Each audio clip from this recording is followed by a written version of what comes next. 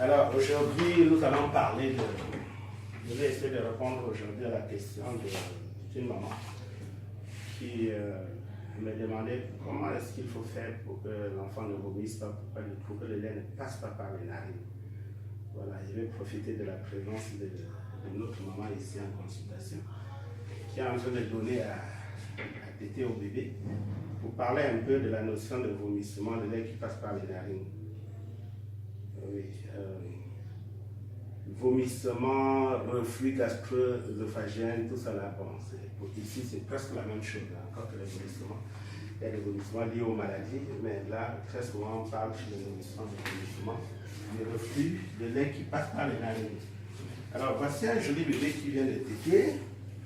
Alors, ce bébé vient de téter, je vais vous expliquer un tout petit peu. Déjà, pour éviter que le lait passe par les narines, il faut déjà éviter que le lait remonte dans la gorge.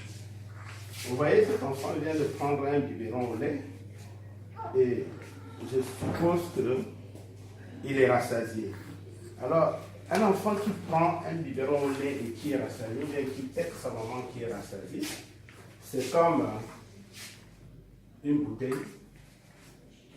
qui est remplie. C'est comme un verre qui est rempli. Alors, vous savez très bien que quand le verre est rempli, ou bien la bouteille est remplie, ce n'est pas normal qu'on couche la bouteille. C'est-à-dire que si vous prenez une bouteille, je prends n'importe quoi, vous prenez cette bouteille et que vous remplissez d'eau, voilà, ici je crois que c'est de l'alcool qui est dedans, il est important de tenir cette bouteille à la verticale ou bien à l'oblique. À l'oblique ou bien à la verticale. Il est évident que si je fais comme ça, vous voyez, le contenu est en train de se verser. C'est la même chose avec le bébé. Un bébé qui est rassasié ne doit pas être tenu à la position horizontale. C'est que le lait qui est glissé vers la gorge est forcément passé par les narines. Donc quand l'enfant finit de téter, il est important de le mettre à la position oblique ou verticale. Et comme je l'ai dit à la dernière vidéo, de préférence sans mettre la pression sur le ventre.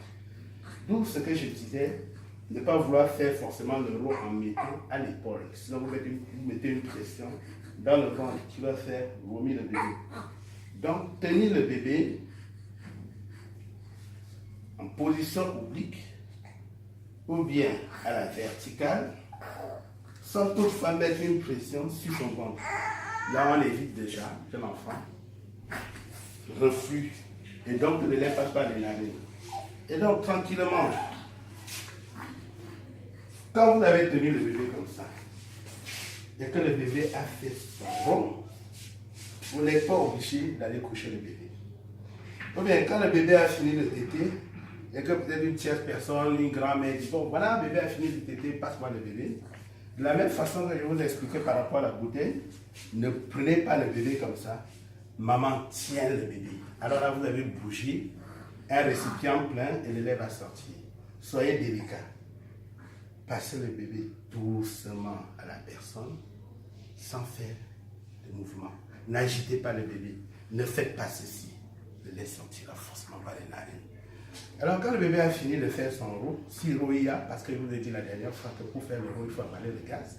Si l'enfant n'a pas pris le gaz, il ne fera pas de roux. Donc, quand l'enfant a donc fini de téter, vous pouvez tranquillement garder votre bébé dans vos bras. Comme ça. C'est simple. Gardez votre bébé comme ça. Tranquillement. Ça prendra le temps que ça prendra. Le bébé va digérer tranquillement. Jusqu'à peut-être même avoir sommeil. Vous n'êtes pas précis. N'écoutez pas les on dit. On dit que si tu gardes trop le bébé dans tes bras, le bébé va s'habituer. Et puis quoi? Si le bébé s'habitue à vos bras, ça fait quoi? Il a fait 9 mois. 9 mois dans le ventre. 9 mois collé serré avec sa maman. Et aujourd'hui, on me dit que quand le bébé sort, s'il finit de téter, il va s'habituer au bras. Il faut qu'il s'habitue au bras. Alors, vous le gardez comme ça, tranquillement. C'est pas beau ça? C'est pas beau? Vous le gardez tranquillement. Alors, si vous le faites comme ça, il n'y a pas de raison que l'enfant vomisse.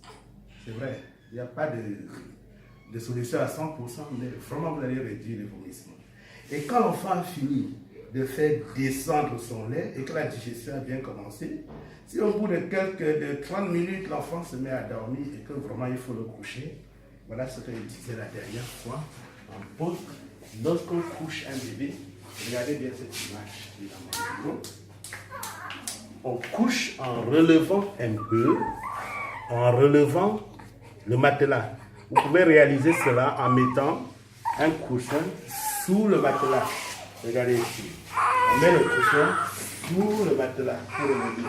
Pas l'oreiller sous la tête, mais le coussin sous le matelas. Alors je fais comme ça.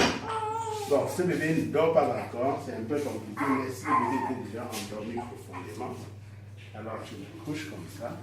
En ce moment, il a déjà digéré, donc il n'a plus trop de l'estomac rempli. Je le couche comme ça et je mets ses pieds en batracien, ça libère son ventre. Là, je ne peux pas le réaliser parce que l'enfant ne dort pas. Mais s'il était endormi, ce serait plus facile. Alors, je mets la tête de côté et le drap bien fourré pour que les replis de drap ne l'étouffent pas. Et si l'enfant est couché comme ça, je ne m'éloigne pas. Je ne l'abandonne pas pour aller regarder la télévision, pour aller regarder les télés, les séries à la télé, non. Je reste pas loin de l'enfant. Parce que dès qu'il se réveille, vous voyez comment il bouge.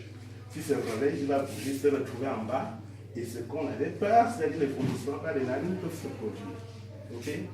Et donc, quand l'enfant est couché comme ça, si au pire des cas, l'enfant rejette le lait va couler des gouttes.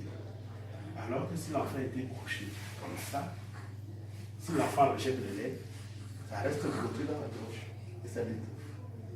Voilà des petites mesures comme ça qu'on peut adapter pour éviter pas mal de petits dégâts. C'est juste des réglages. Pas besoin de médicaments pour régler ce genre de problème. J'espère avoir répondu à vos questions. Et merci à ces jolis bébés qui ont terminé de faire la vidéo. À bientôt.